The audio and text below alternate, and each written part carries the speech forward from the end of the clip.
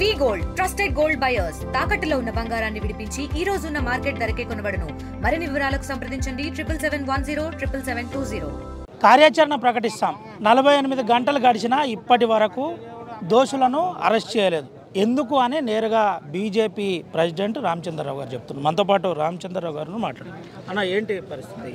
మీరు కాంగ్రెస్ పార్టీ నాయకులు స్థానికంగా కాంగ్రెస్ పార్టీ మండలాల దగ్గర నుంచి ఎమ్మెల్యేల దాకా ఎంపీల దాకా ఈ జిల్లాలో వాళ్ళు మొత్తం కూడా భారతీయ జనతా పార్టీ కార్యకర్తలు అయితే ఏంది, వాళ్ళ ప్రతిపక్ష నాయకులను అయితే ఏంది, వాళ్ళందరూ కూడా బెదిరించి వాళ్ళ మీద తప్పుడు కేసులు పెట్టి జైలుకు పంపిస్తామని చెప్పి బెదిరిస్తూ ఉన్నారు.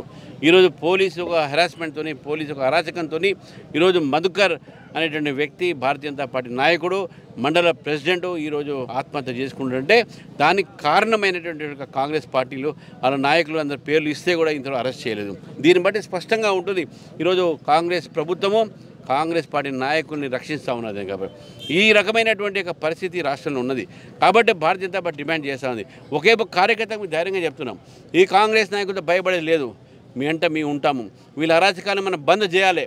తప్పుడు కేసులు పెట్టి జైలులో పెట్టించేటటువంటి సంస్కారం అవుతుందో అటువంటి ఒక ఏదైతే ఈ ఒక అన్యాయవాది ఈ యొక్క జిల్లాలో ఉందో దీన్ని బంద్ చేయించాలని చెప్పి భారతీయ జనతా కంకణం కట్టింది. మన బండి సంజయ్ గారు వచ్చారు, వారు కూడా చెప్పారు 48 గంటల అల్టిమేటం ఇచ్చారు.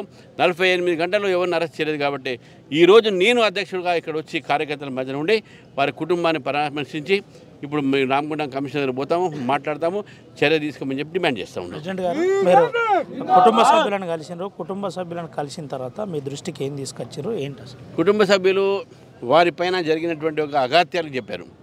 ఏ విధంగా కాంగ్రెస్ నాయకులు కొంత పేర్లు చెప్పి వీరందరూ కూడా ఏ విధంగా వేధించారని చెప్పారు, ఏ విధంగా పోలీసులను పిలిపించి వేధించారని చెప్పారు, ఏ విధంగా రాజకీయంగా అయినటువంటి నువ్వు తిరగొద్దు, బీజేపీని వదిలిపెట్టని చెప్పి బెదిరియడం కూడా జరిగింది. ఆ కుటుంబాన్ని మీరు బీజేపీని తిరిగితే మిమ్మల్ని చంపేస్తామని చెప్పేసి చెప్పడం జరిగింది. మళ్ళీ అటువంటి ఒక బెదిరింపులకు బీజేపీ భయపడదు. ఈ యొక్క యుద్ధం మొదలైంది. మా కార్యకర్తలను మళ్ళీ ఏదైనా చేస్తే తప్పకుండా మీకు చర్య తీసుకుంటాం. కమిషనర్ గారిని కలిసిన తర్వాత మళ్ళీ మీతో మాట్లాడితే చివరిగా ఒక విషయం చెప్పండి. కార్యాచరణ అంటున్నారు, ఏ విధమైన కార్యాచరణ? మేము డిసైడ్ చేస్తాం. మా కార్యాచరణ మొత్తం కూడా కాంగ్రెస్ పార్టీ వ్యతిరేకంగా భారతీయ జనతా పార్టీ కార్యకర్తలని రక్షించడానికి మేము ఏ ప్రయత్నం చేయాలో ఆ ప్రయత్నం చేస్తాం. అందరూ కూడా కార్యాచరణ ప్రకటిస్తాం. కాంగ్రెస్ పార్టీకి వ్యతిరేకంగా కార్యకర్తలకు అండగా ఉండే విధంగా మా కార్యాచరణ ఉండబోతుందని ఆర్టీవీతో ఎక్స్క్లూజివ్గా బీజేపీ ప్రెసిడెంట్ రామచంద్రరావు మాట్లాడిన పరిస్థితి. Camera Ravinayak, RTV, Adilabad. తెలుగులో న్యూస్ కి ఫాస్టెస్ట్ యాప్ ఇప్పుడు టోటల్లీ న్యూ అవతార్లో జస్ట్ 5 seconds లో కంప్లీట్ న్యూస్, సోషల్ మీడియాలో ట్రెండ్స్ కి one stop solution, live TV app, voice search option తో ఇప్పుడే డౌన్లోడ్ చేయండి లేదా అప్డేట్ అయిపోండి. యాప్ లింక్ డిస్క్రిప్షన్ లో ఉంది.